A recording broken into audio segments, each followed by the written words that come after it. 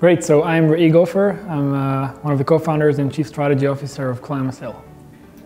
I started Climacell with two friends of mine, Shimon and Itai, who were both, like me, coming from Israel and a very long military service in the Air Force and Special Forces.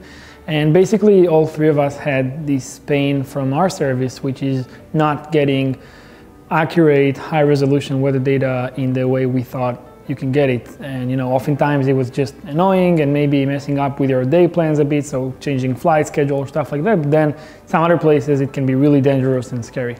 And so we met here again in Boston about 3 years ago and decided to start a company around it. All three of us were doing our MBAs here at MIT and Harvard, and that basically, pretty much first week of school, we were like, okay, what do we do? That's not, it's kind of boring. We need to start a company. And we started Climacell literally the first, I think, week or second week of school. And doing that while at school was actually a great experience because we got, endless support from both schools. And, in MIT specifically, we got into the Legatum Fellowship and we got a lot of support from different faculty at Sloan and in other departments at MIT. And we're still in very good connections with many of them till today. The way weather forecasting is built traditionally is that you have data, so the observations, and these observations are predominantly generated by dedicated sensors, so things that were built and designed for the purpose of sensing the environment, and these sensors like satellites and weather stations, and these sensors are very, very expensive. And so what you see is that they exist, but mostly in developed countries.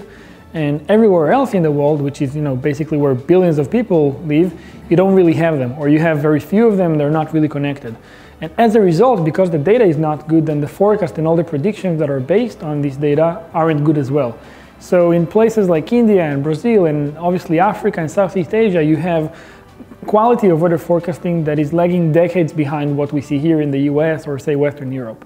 The way we solve this problem is looking at it from a completely different angle and saying, instead of actually building and deploying more sensors, which is something that would cost billions of dollars, we're looking at how we can repurpose existing things that are already out there in the millions and basically turn them into weather software using just a software approach.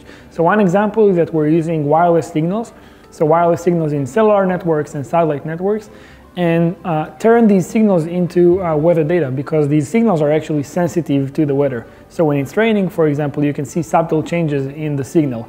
You as user never see that because your device is compensating for it, but if you look at the signal itself, you can actually extract very valuable information from it. And there is no hardware deployment for that. You basically tap into existing networks that also exist in very underdeveloped places of the world.